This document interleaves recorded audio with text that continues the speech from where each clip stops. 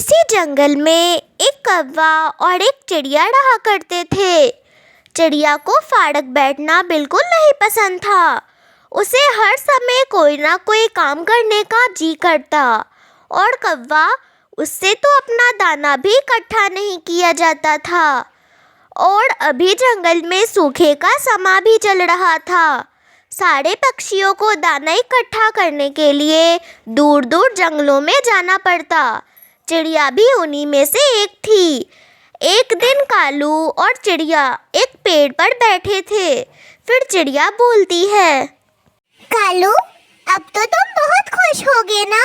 अब तो मैं तुम्हें दाना खोजने जाने के लिए नहीं बोलती हूँ। बोलना क्या चिड़िया, पूरा जंगल ही सूखा पड़ा है। सारे पक्षियों को दाना खोजने दूर दूर जंगलों में जाना होता है। जब हमारे जंगल में अच्छा माहौल था तब तो तुम मुझे जबरदस्ती लेकर चली जाती थी।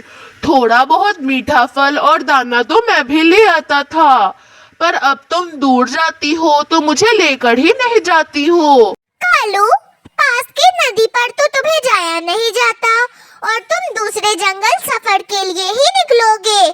पड़ावास के समय तो तुम सीधे ना पर ही जवाब देते हो और खुद फिर पड़ावासी बनकर दूसरे जंगल में घुस जाते हो। चिड़िया, ऐसा नहीं हो सकता कि हमारे पास भोजन का ढेर हो और हम सारे पक्षी जब चाहे जितना चाहे खा सके। मेरे दिमाग में एक उपाय तो है, पर तुम्हारे लिए वो उपाय नहीं है।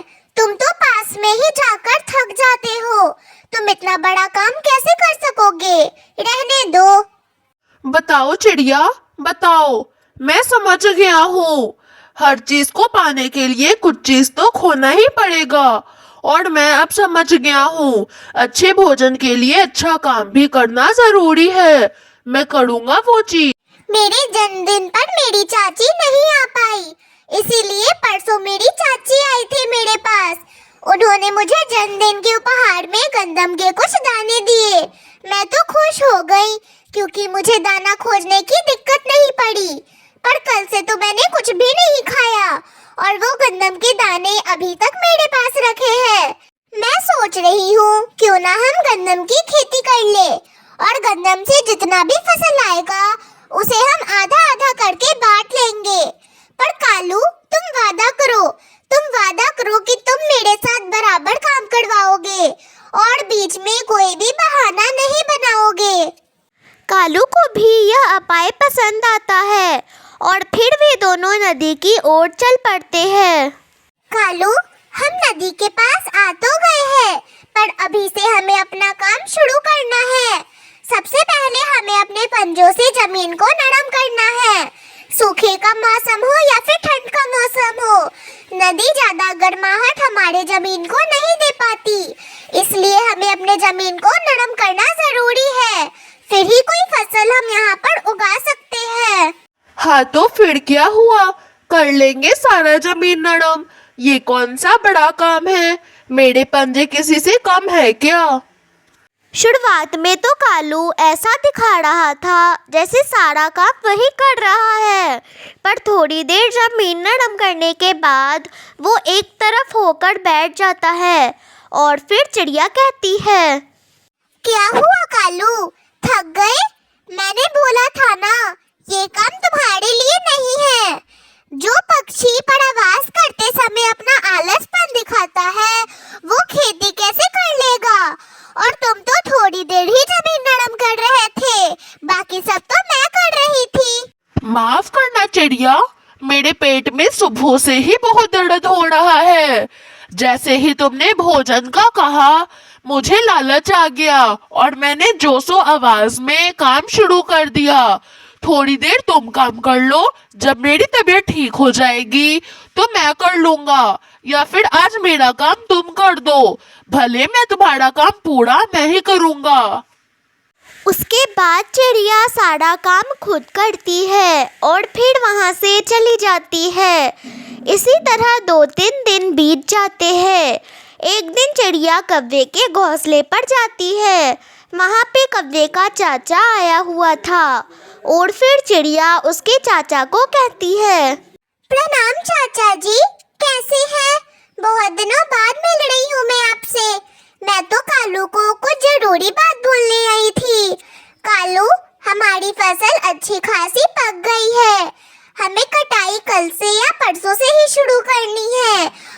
सूखे का समा भी खत्म होने वाला है। मैंने मौसम की जानकारी देने वाले पक्षी से सुना है कि 1-2 दिनों में तूफान और जोर की बारिशें शुरू हो जाएंगी। उससे पहले पहले हमें अपनी गंदम की फसल काट लेनी है। ऐसा बोलकर चिड़िया वहाँ से चली जाती है और फिर कौवा अपने चाचा को सारी बातें बताता है। उसके चाचा तो बहुत शरारती दिमाग वाले थे। उसके चाचा उसे बोलते हैं, कालू, तूने इतनी बड़ी बात छुपाई मुझसे।